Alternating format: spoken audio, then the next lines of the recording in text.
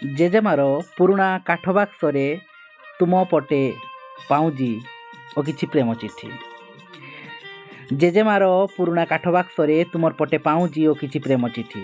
କେବେ ଚିଠି ସବୁ ବାସେ ଅତର ପରି ତ କେବେ ଦଂଶେ ନାଗୁଣି ହୋଇ। ଠାକୁର ଘର ଖଟୁଲି ପାଖରେ ସୁରକ୍ଷିତ ଥାଏ ସେ ବାକ୍ସ। ଠାକୁର ଘର ଖଟୁଲି ପାଖରେ ସୁରକ୍ଷିତ ଥାଏ ସେ ବାକ୍ସ। ପତ୍ନୀ କେବଳ ଝଗଡ଼ା ବେଳେ ହିଁ ତାର ଚାବି କାହିଁ ବୋଲି ପ୍ରଶ୍ନ କରନ୍ତି। ଯେତେ ଯେତେ ପ୍ରେମ କବିତା ବହି ସବୁ ଉତ୍ସର୍ଗ କରିଛି ପତ୍ନୀଙ୍କୁ, ଯେତେ ଯେତେ ପ୍ରେମ କବିତା ବହି ସବୁ ଉତ୍ସର୍ଗୀ କରିଛି ପତ୍ନୀଙ୍କୁ, ସତରେ କ'ଣ ସେ ସବୁ ତାଙ୍କ ପାଇଁ ଲେଖା ହୋଇଥିଲା? ତାର ନାୟିକା ଥିଲା ମୋ ତଳ କ୍ଲାସରେ ପଢ଼ୁଥିବା ସେଇ ତନୁ ପାତେଳି ଅଡେଙ୍ଗି ଝିଅ।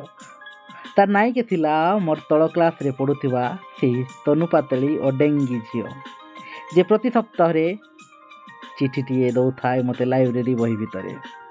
ଓ ତାକୁ ପଢ଼ିବାକୁ ମୁଁ ନିରୋଳାରେ ସଞ୍ଜଟିଏ ଖୋଜୁଥାଏ। ତାର ଚିଠି ସବୁ ପରି ସ୍ମୃତି ସାଇତା ହୋଇ ରହିଛି ଛାତିର ବାକ୍ସରେ, ଯାହାର ଚାବି ମୁଁ ହଜେଇ ସାରିଛି କେବେଠୁ କେଉଁ ଦିନରୁ।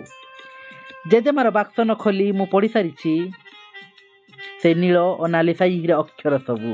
ଜେଜେମାର ବାକ୍ସ ନ ଖୋଲି ମୁଁ ପଢ଼ିପାରିଛି ସେଇ ନୀଳ ଓ ନାଲି ସାହିର ଅକ୍ଷର ସବୁ, ଯାହା ତା ଆଖି ପରି, ତା ଲୁହ ପରି କଥା କୁହେ।